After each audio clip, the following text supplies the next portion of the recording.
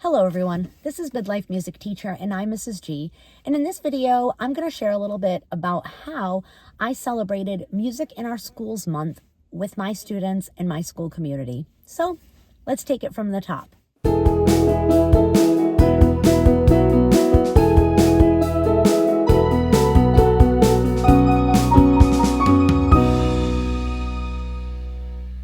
Every year, March is designated as Music in Our Schools Month by the National Association for Music Education.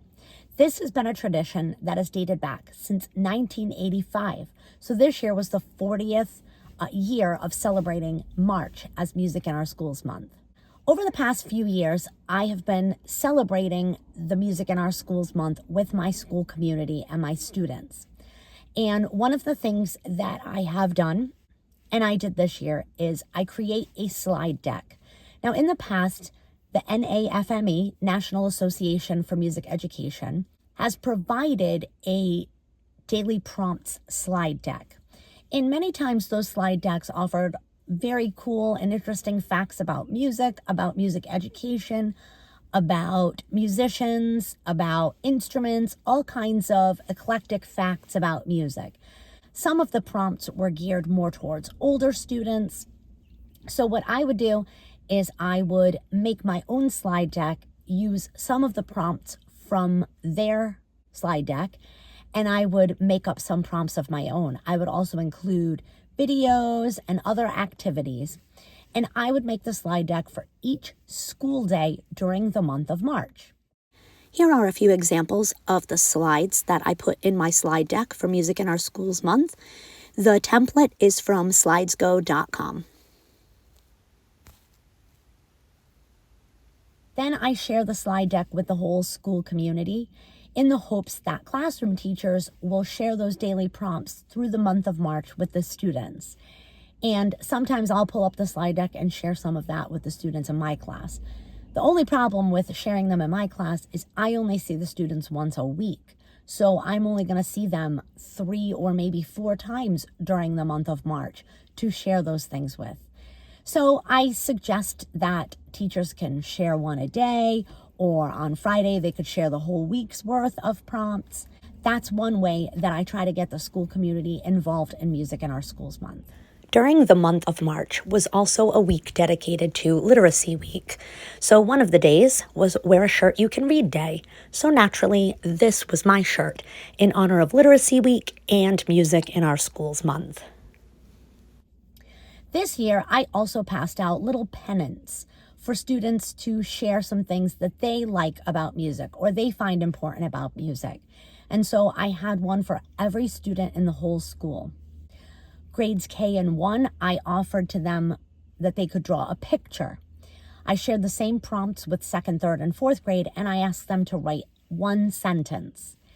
And some of the prompts were, I love music because, music is fun because, music is important because, my favorite song is, my favorite instrument is, my favorite, performer is. Just prompts. They could write whatever they wanted. One thing I learned about music is, those were just prompts. They could write whatever they wanted, but I asked every student in the school to make one during their music class. And so I strung them all together by class and I hung them up in the gym. I hung them up in the gym specifically for the chorus performance. It did take me approximately 4.5 hours to string up almost 600 of these little flags.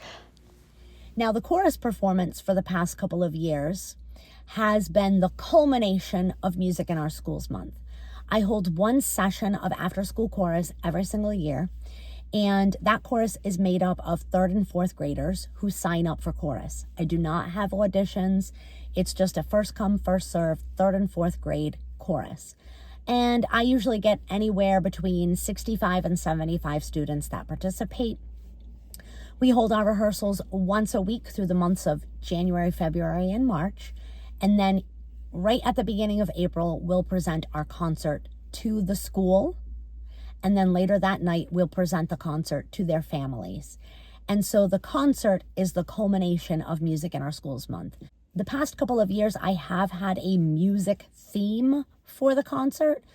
And this year I kind of branched off, and the theme was more about choices, possibilities of life.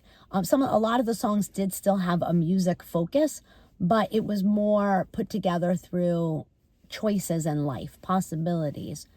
They performed in front of all the students in a concert on April 1st in the gym, decorated with all the little pennants, all the little flags that they made.